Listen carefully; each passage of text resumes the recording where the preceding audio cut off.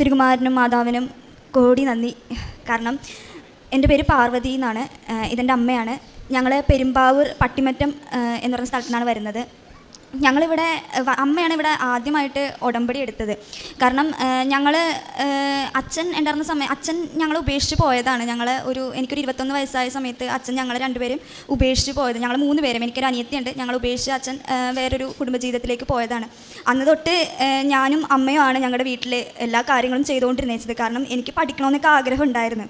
പക്ഷേ നമ്മുടെ അവസ്ഥ അത് പറ്റാത്ത കാരണം ഞാൻ അമ്മയെടുത്ത് പറഞ്ഞു, അമ്മ ഞാൻ ജോലിക്ക് പൊക്കോളാം എന്ന് പറഞ്ഞിട്ട് ഒരുപാട് ജോലിയൊക്കെ അന്വേഷിച്ചതിന് ശേഷമാണ് കാനറ ബാങ്കിൽ ഇൻഷുറൻസ് സെക്ഷനിൽ HSBC ലൈഫ് ഇൻഷുറൻസ് എന്ന് പറഞ്ഞിട്ട് ഒരു സെക്ഷനിലേക്ക് എനിക്ക് ജോലി കിട്ടി. അങ്ങനെ ഞാൻ അവിടെ ജോലി പോയിക്കൊണ്ടിരിക്കുകയായിരുന്നു. അപ്പോഴത്തേക്കും അമ്മ എൻ്റെ അടുത്ത് പറഞ്ഞ്, മോനെ നമുക്കിങ്ങനെ ആലപ്പുഴയിൽ കൃപാസനം എന്ന് പറഞ്ഞിട്ട് ഒരു ഇതുണ്ട്, നമുക്ക് അവിടെ പോകാമെന്ന് പറഞ്ഞു. അപ്പോൾ അമ്മയടുത്ത് ഞാൻ പറഞ്ഞു, അമ്മേ നമ്മൾ എന്തോരം അലഞ്ഞത് അമ്മേ, ഈ ദൈവങ്ങളെല്ലാവരും നമ്മളെ വിളിച്ചതല്ലേ, ആരും നമ്മുടെ പ്രാർത്ഥന ഒന്നും കേട്ടിട്ടില്ലല്ലോ, പിന്നെ എന്തിനാണ് നമ്മളിനി അവിടെയും പോണേന്ന് ചോദിച്ചു.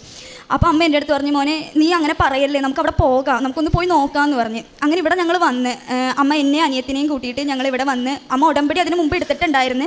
ഉടമ്പടി എടുത്ത സമയത്ത് അമ്മ ഞങ്ങളുടെ അടുത്ത് പറഞ്ഞായിരുന്നു, ഞാനിങ്ങനെ ഉടമ്പടി എടുത്തിട്ടുണ്ട് എന്നുള്ള കാര്യം പറഞ്ഞായിരുന്നു. അപ്പോഴും ഞാൻ അമ്മയടുത്ത് പറഞ്ഞ്, അമ്മയുടെ രീതിയിൽ അമ്മ വിശ്വസിച്ചോ, പക്ഷേ എനിക്കിനിപ്പോൾ ദൈവങ്ങളിലുള്ള വിശ്വാസം പോയി എന്ന് പറഞ്ഞായിരുന്നു. അപ്പോൾ അമ്മ എൻ്റെ അടുത്ത് പറഞ്ഞു, മോനെ അങ്ങനെ പറയല്ല, അങ്ങനെ ഒരിക്കലും പറയരുതെന്ന് പറഞ്ഞ്. അങ്ങനെ ഞങ്ങളിവിടെ അമ്മ ഒരു ദിവസം പറഞ്ഞ്, നിങ്ങൾ രണ്ടുപേരും ഞാനിവിടെ അമ്മയുടെ മുമ്പിൽ എത്തിക്കൂ എന്ന് പറഞ്ഞിട്ട് അമ്മ ഞങ്ങൾ രണ്ടുപേരും ഇവിടെ കൊണ്ടുവന്ന്, എന്നെയും എൻ്റെ അനിയത്തിനെയും ഇവിടെ കൊണ്ടുവന്ന് ഞങ്ങൾ അന്ന് ഇവിടെ അച്ഛൻ്റെ ധ്യാനമൊക്കെ കൂടി എല്ലാം കഴിഞ്ഞ് കഴിയുമ്പോഴത്തേക്കും ഞാൻ അമ്മയെടുത്ത് പറഞ്ഞു, അമ്മേ എനിക്കിവിടെ വന്നപ്പോൾ തൊട്ട് ഒരു പോസിറ്റീവ് എനർജി ഫീൽ ചെയ്യുന്നുണ്ട് അമ്മ, ഇത്രയും നാളും ഞാൻ അനുഭവിച്ച പോലെ അല്ല അമ്മേ, എനിക്കിവിടെ വന്നു കഴിഞ്ഞതിന് ശേഷം വളരെ ഒരു ഭയങ്കരമായിട്ടുള്ളൊരു പോസിറ്റീവ് ഫീൽ ഉണ്ട് അമ്മയെന്ന് പറഞ്ഞു. അപ്പോൾ അമ്മ എൻ്റെ അടുത്ത് പറഞ്ഞു, മോനെ മാതാവ് വളരെ ശക്തിയുള്ളതാണ്, മാതാവ് സഞ്ചരിക്കുന്ന മാതാവാണ്, നമ്മുടെ കൂടെ വരും, നമ്മളെ അനുഗ്രഹിക്കും, നമ്മുടെ കൂടെ ഉണ്ടാവും എന്ന് പറഞ്ഞു. അങ്ങനെ നിൽക്കുന്ന സമയത്ത് പെട്ടെന്ന് എനിക്ക് ഫ്രാൻസിൻ്റെ കുറച്ച് കാര്യങ്ങളൊക്കെ പെട്ടെന്ന് വന്നു. കാരണം ഞാൻ ഡിഗ്രിയിൽ ഫ്രഞ്ചാണ് എടുത്തിരുന്നത്. അന്ന് ഞാൻ ഫ്രഞ്ച് എടുത്ത സമയത്ത് ഞാൻ ആലോചിച്ചിട്ടുണ്ട്, ഞാൻ എന്തിനാണ് ഫ്രഞ്ച് എടുത്തതെന്ന്. അപ്പോൾ ആ സമയത്തൊക്കെ എനിക്ക് ഫ്രാൻസിലേക്ക് പോകണമെന്നോ അങ്ങനെ ഒരു ഇതൊന്നും ഉണ്ടായിരുന്നില്ല. പക്ഷേ ഉണ്ടായിരുന്നു മനസ്സിൽ എന്തെങ്കിലും ഒരു ചാൻസ് കിട്ടി അവിടെ പോകണം എന്നുള്ളൊരു, പഠിക്കണം എന്നുള്ളൊരു ആഗ്രഹം ഉണ്ടായിരുന്നു. പിന്നെ ഞാനത് ഞങ്ങളുടെ വീടിൻ്റെ കുടുംബത്തിൻ്റെ സാഹചര്യം അനുസരിച്ച് ഞാനത് അങ്ങോട്ട് ഉപേക്ഷിച്ച് കഴിഞ്ഞിട്ട് പെട്ടെന്ന് നമ്മൾ ഉടമ്പടി എടുത്തതിന് ശേഷമാണ് പെട്ടെന്ന് ഫ്രാൻസിൽ പഠിക്കാനായിട്ട് പെട്ടെന്നൊരു ഓഫർ വന്നത്. അങ്ങനെ അമ്മ എൻ്റെ അടുത്ത് വന്നിട്ട് പറഞ്ഞു. അപ്പോൾ ഇതിന് മുമ്പ് 2 പ്രാവശ്യം ഞാൻ ചെയ്തിട്ട് അത് ഫെയിലായിരുന്നു. ഒന്ന് പോളണ്ടിലേക്കും അതേപോലെ തന്നെ ഫ്രാൻസിലേക്കും. പക്ഷേ അത് രണ്ടും എന്താ പറഞ്ഞിട്ടുണ്ടെങ്കിൽ പോളണ്ടിൽ ചെയ്ത കാര്യം എന്ന് പറഞ്ഞാൽ അവിടുത്തെ ഏജൻസിക്കാർ വളരെ ഇതായിരുന്നു. അത് കാരണം നമുക്ക് അതിലോട്ട് പോയി കഴിഞ്ഞാൽ നമ്മുടെ കയ്യിലുള്ള പൈസ പോകുന്നല്ലാണ്ട് വേറെ ഉപയോഗമൊന്നും ഉണ്ടായിരുന്നില്ല. അപ്പോൾ ഞാൻ ആലോചിച്ചത് അത് പോയത് നന്നായി എന്നുള്ളത്. അങ്ങനെ രണ്ടാമതും ഫ്രാൻസിൻ്റെ ഇത് വന്നപ്പോഴത്തേക്കും ഞാൻ അമ്മയെടുത്ത് പറഞ്ഞു, അമ്മേ എനിക്കിത് പേടിയാവണേ, നമ്മുടെ കയ്യിൽ നിന്ന് ഒരുപാട് പൈസ പോകും, നമ്മുടെ കയ്യിൽ 1 രൂപ എടുക്കാനില്ല, നമുക്ക് പോകണ്ടമ്മേ, വേണ്ടമ്മ അത് ഉപേക്ഷിക്കാം അമ്മയെന്ന് പറഞ്ഞു. അപ്പോൾ അമ്മ എൻ്റെ അടുത്ത് പറഞ്ഞു, മോനെ ആ മാതാവ് എൻ്റെ അടുത്ത് പറയണുണ്ട്, നീ അതിൻ്റെ ഇറങ്ങിക്കോ, നിനക്ക് അതിലുള്ള ഇത് ഫലം മാതാവ് തരുമെന്ന് പറഞ്ഞു. അപ്പോഴും ഞാൻ അമ്മയെടുത്ത് പറഞ്ഞു, അമ്മേ വേണോ, നമ്മുടെ കയ്യിൽ 1 പൈസ പോലും ഇല്ല, നമുക്കത് എന്തിനാണ് അത് ചെയ്യണേന്ന് ചോദിച്ചു. അപ്പോൾ അമ്മ പറഞ്ഞു, ഇനി ഇങ്ങനെ തന്നെ പറയുകയാണെങ്കിൽ അമ്മ ഒന്നും പറയണില്ല. പക്ഷേ അമ്മ എന്നെ ഒരുപാട് നിർബന്ധിച്ചിട്ട് ഞങ്ങൾ ഏജൻസി പോയി കഴിഞ്ഞപ്പോഴത്തേക്കും ഇങ്ങനെ ഓരോ കാര്യങ്ങളും ചെയ്യാൻ പറഞ്ഞ് അങ്ങനെ ഓരോ കാര്യങ്ങളും ചെയ്ത് അങ്ങനെ ലോണിൻ്റെ കാര്യങ്ങൾക്ക് വേണ്ടി, കാരണം ഞങ്ങളുടെ കയ്യിൽ പൈസ ഇല്ല, 1 രൂപ എടുക്കാനില്ലാത്തടുത്ത് ഞാൻ ആലോചിക്കുന്നുണ്ട്, ഈ 26 ലക്ഷം രൂപയൊക്കെ ഞാൻ എവിടെ നിന്ന് ഉണ്ടാക്കാനാണ്, എനിക്ക് 26 ലക്ഷം രൂപ കിട്ടാനുള്ള ഒരു വഴിയില്ല, ആകെ ഉള്ളത് കുറച്ച് സ്ഥലമാണ്, ആ സ്ഥലത്തിനാണെങ്കിൽ വാല്യൂ ഉണ്ടാവില്ല, കാരണം അവിടെയുള്ള ആൾക്കാർക്ക് വാല്യൂ ഇല്ല എന്നാണ് പറയണത്. അങ്ങനെ നിൽക്കുന്ന സമയത്ത് അമ്മ പറഞ്ഞു, നീ ആ മാനേജറിനെ, ഞാൻ ജോലി ചെയ്യുന്ന ബാങ്കിൽ മാനേജറിനെ ഒന്ന് കാണിച്ചു നോക്കുമെന്ന് പറഞ്ഞു.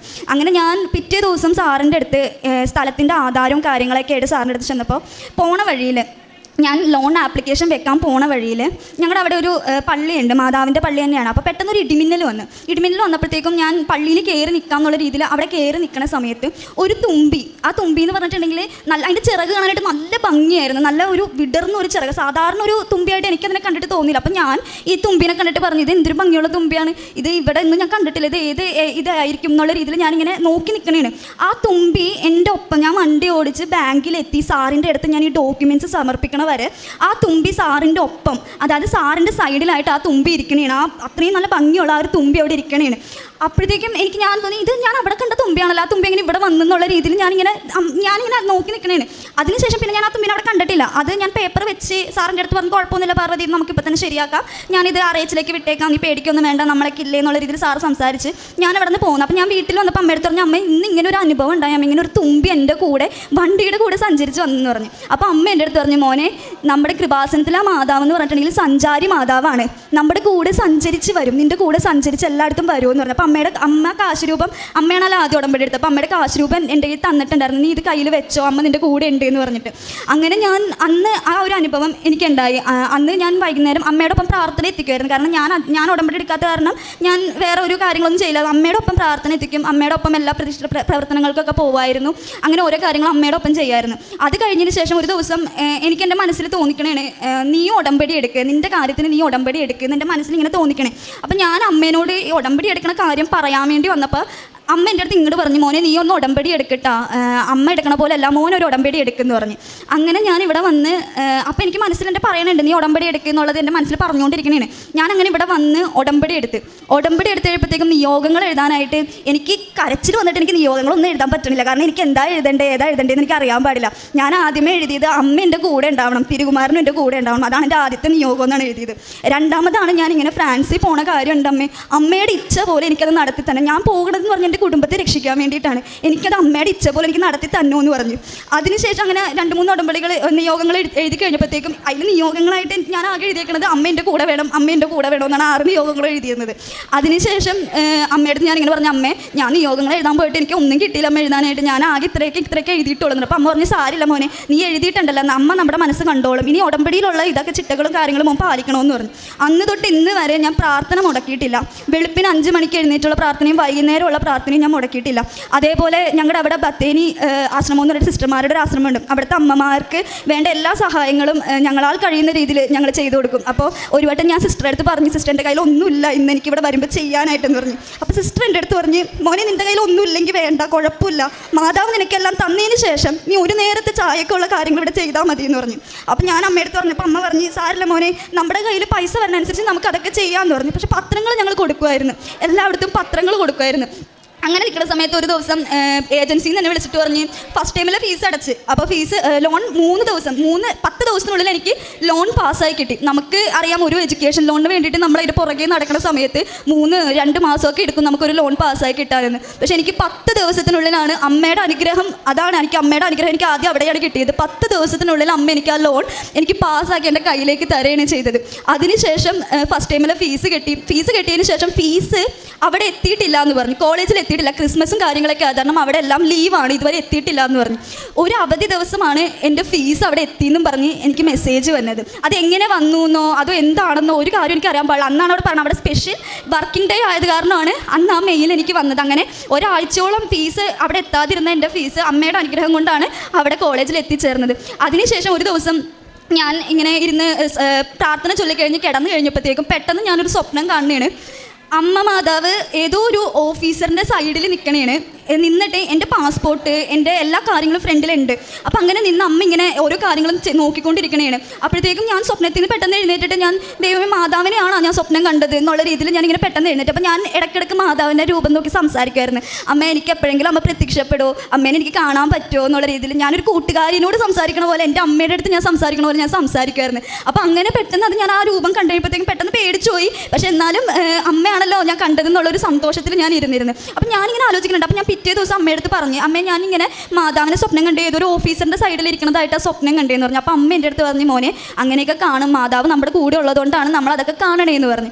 അങ്ങനെ അത് കഴിഞ്ഞതിന് ശേഷം ഏജൻസിയിൽ നിന്ന് വിളിച്ചിട്ട് എൻ്റെ അടുത്ത് പറഞ്ഞു, പാർവതിയുടെ 2 സർട്ടിഫിക്കറ്റ് മിസ്സിംഗ് ആണ്, സെമസ്റ്ററിൻ്റെ 5ഉം 6ഉം സർട്ടിഫിക്കറ്റ് ഇവിടെ സബ്മിറ്റ് ചെയ്തിട്ടില്ല, അതില്ലാതെ നമുക്ക് ഒരു പ്രൊസീജിയേഴ്സും ചെയ്യാൻ പറ്റില്ല എന്ന് തന്നെ അവർ പറഞ്ഞു. അപ്പോൾ ഞാൻ പറഞ്ഞു, 2ഉം 6ഉം എവിടെയാണ് മിസ്സായേക്കണേന്ന് എനിക്ക് അറിയാൻ പാടില്ല, എൻ്റെ കയ്യിൽ ഇത്രയും സർട്ടിഫിക്കറ്റ് ഉള്ളൂ, ഇത് വെച്ചിട്ട് എന്തെങ്കിലും ചെയ്യാൻ പറ്റുമോ, കൺസിഡറേറ്റഡ് ഉണ്ടല്ലോ, അപ്പോൾ അതിലെല്ലാം മാർക്കും ഉണ്ടല്ലോ സെമസ്റ്റർ വൈസ്, അപ്പോൾ അത് പോരെയെന്ന് ചോദിച്ചു. അപ്പോൾ അവർ എൻ്റെ അടുത്ത് പറഞ്ഞു, മോളെ ഇത് നമ്മളെല്ലാം മാർക്ക് ഷീറ്റും നമ്മൾ സബ്മിറ്റ് ചെയ്യണം, അപ്പോൾ അത് കാരണം ഈ 2 മാർക്ക് ഷീറ്റ് ഇല്ലാണ്ട് നിനക്ക് പ്രൊസീജിയേഴ്സ് ഒന്നും ചെയ്യാൻ പറ്റില്ല എന്ന് പറഞ്ഞു. അപ്പോൾ ഞാൻ അമ്മയെടുത്ത് പറഞ്ഞു, അമ്മ ഇങ്ങനെയാണല്ലോ പറയണേന്ന് പറഞ്ഞു. അപ്പോൾ ഞാൻ ഊട്ടിയിലാണ് പഠിച്ചത്. അപ്പോൾ ഊട്ടിയിൽ പഠിക്കുന്ന സമയത്ത് അവിടം വരെ പോയി വരാനുള്ള യാത്ര കാരണം ഞാൻ അവിടുത്തെ സാറിനെ വിളിച്ച് ചോദിച്ചു സാറേ അവിടെ എൻ്റെ സർട്ടിഫിക്കറ്റ് എന്തെങ്കിലും ഉണ്ടോ എന്ന് ചോദിച്ചു. അപ്പോൾ സാർ എൻ്റെ അടുത്ത് എൻ്റെ രജിസ്റ്റർ നമ്പറൊക്കെ ചോദിച്ചതിന് ശേഷം അവിടെയൊക്കെ നോക്കിയിട്ട് പറഞ്ഞു, പാർവതി നിൻ്റെ സർട്ടിഫിക്കറ്റ് അല്ല, നീ ഇവിടെ സൈൻ ഇട്ട് മേടിച്ചുകൊണ്ട് പോയേക്കണതാണ്, സൈൻ ഇടാതെ നമ്മൾ സർട്ടിഫിക്കറ്റ് തരില്ല, അപ്പോൾ നീ സൈൻ ഇട്ട് മേടിച്ചുകൊണ്ട് പോയേക്കണം, നിൻ്റെ കയ്യിൽ നിന്ന് മിസ്സായേക്കണയാണ്, യൂണിവേഴ്സിറ്റിയിൽ നിന്ന് നീ ആ സർട്ടിഫിക്കറ്റ് മേടിക്കണമെന്നുണ്ടെങ്കിൽ നിനക്ക് 10-16 6000 രൂപ ചിലവ് വരും, ഒരു സെമസ്റ്ററിന് ഒരു 6000 രൂപ വെച്ച് ചിലവ് വരുമെന്ന് പറഞ്ഞു.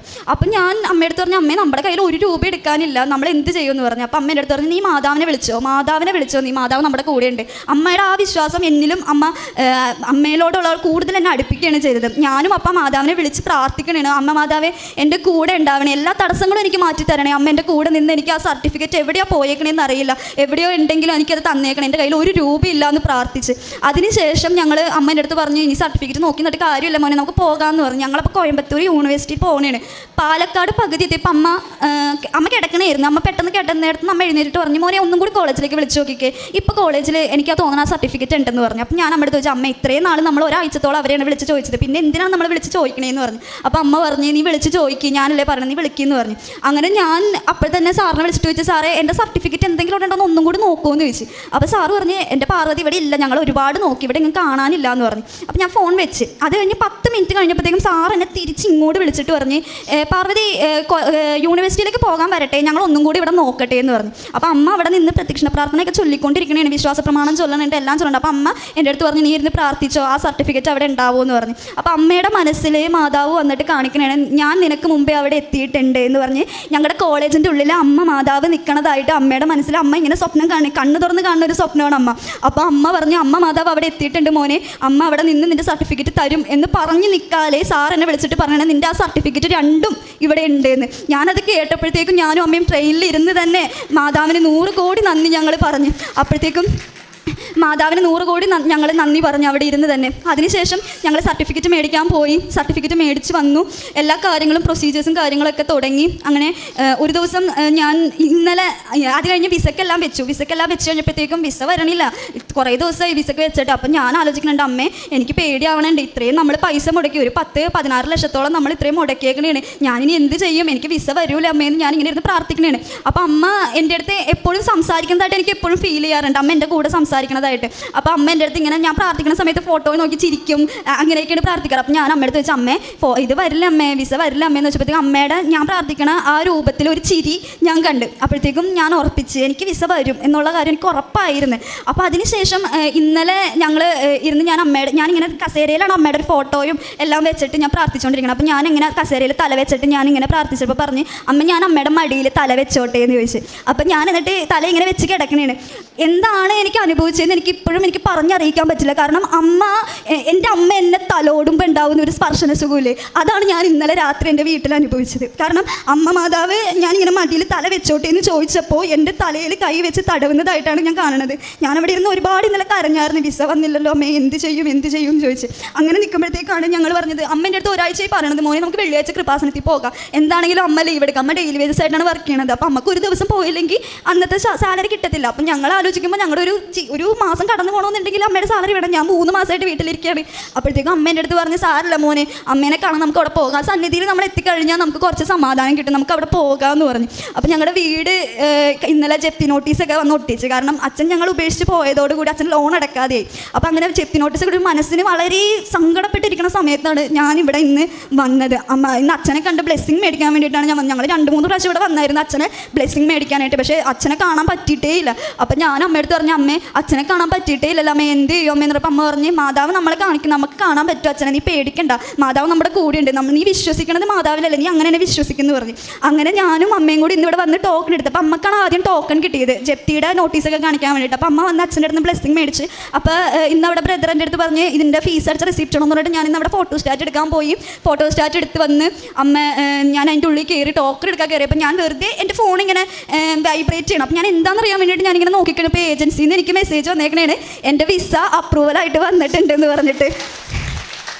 അപ്പോൾ ഞാൻ അപ്പോൾ തന്നെ ഇവിടെ വന്ന അമ്മയ്ക്ക് 100,000 നന്ദി ഞാനിവിടെ നിന്ന് പറഞ്ഞു. കാരണം അമ്മ ഉടമ്പടി എടുത്ത സമയത്ത് പറഞ്ഞിട്ടുണ്ടായിരുന്നു, എന്താണ് മാതാവേ എൻ്റെ മോക്ക് വിസ കിട്ടിക്കഴിഞ്ഞിട്ടുണ്ടെങ്കിൽ ഞങ്ങളിവിടെ മാതാവിൻ്റെ അടുത്ത് ആദ്യം വന്ന് സാക്ഷ്യം പറയും, അത് ഏത് ദിവസമാണെങ്കിലും എനിക്ക് കുഴപ്പമില്ല, ഞാൻ ലീവ് എടുത്താണെങ്കിലും ഞാൻ മാതാവിൻ്റെ അടുത്ത് വന്ന് സാക്ഷ്യം പറയും, എനിക്ക് അമ്മ മാതാവിനോട് അത്രയും നന്ദിയുണ്ട് എന്ന് പറഞ്ഞിട്ട് ഞങ്ങളങ്ങനെ പ്രാർത്ഥിച്ചുകൊണ്ട് നിൽക്കണമായിരുന്നു. അപ്പോഴത്തേക്കാണ് ഇന്ന് ആ വിസ വന്നു കഴിഞ്ഞപ്പോഴത്തേക്കും ഇന്ന് ഞങ്ങൾ ഈ സന്നിധിയിലുണ്ട് സാക്ഷ്യം പറയാനായിട്ട്. അമ്മ ഞങ്ങളെ കൊണ്ടുവന്ന് നിർത്തി ഇവിടെ ഈ സാക്ഷ്യം പറയാനായിട്ട്. അമ്മയുടെ അനുഭവങ്ങളെന്ന് പറഞ്ഞിട്ടുണ്ടെങ്കിൽ എനിക്കിനിയും പറയാൻ ഒരുപാടുണ്ട്, എനിക്ക് പറഞ്ഞാൽ അത്രയും തീരില്ല. കാരണം ഓരോ വട്ടവും ഓരോ സ്ഥലത്തും ഓരോ കാര്യങ്ങളിലും അമ്മ ഞങ്ങളെ സഹായിച്ചേക്കണേന്ന് പറഞ്ഞിട്ടുണ്ടെങ്കിൽ അത്രത്തോളം സഹായിച്ചിട്ടുണ്ട്. പൂജ്യം എന്ന് പറയാൻ പറ്റില്ല, മൈനസിൽ നിന്ന ഞങ്ങളെയാണ് അമ്മ ഇന്നിപ്പോൾ ഒരു വിസ എൻ്റെ കയ്യിൽ കൊണ്ടുവന്ന് തന്നേക്കണത്. അപ്പോൾ അമ്മേനെ വിശ്വസിച്ച് നമ്മളിവിടെ നിൽക്കുമ്പോഴത്തേക്കും അമ്മ നമ്മളെ സഹായിക്കുന്ന കാര്യത്തിൽ 100-101% ഉറപ്പാണ്, അമ്മ നമ്മുടെ കൂടെ ഉണ്ടാവും. അതേപോലെ ഞങ്ങൾ പത്രങ്ങളൊക്കെ കൊടുക്കുമായിരുന്നു, അവിടെ ഞങ്ങൾ പോണ വഴിയിലൊക്കെ പത്രങ്ങൾ കൊടുക്കുമായിരുന്നു. പിന്നെ അവിടെ ആശ്രമത്തിൽ അമ്മമാരെ സഹായിക്കുമായിരുന്നു, ഇങ്ങനത്തെ പ്രവർത്തനങ്ങളൊക്കെ ചെയ്യുമായിരുന്നു. 100 കോടി നന്ദി മാതാവിനും തിരുകുമാരനും ഞാൻ പറയാണ്.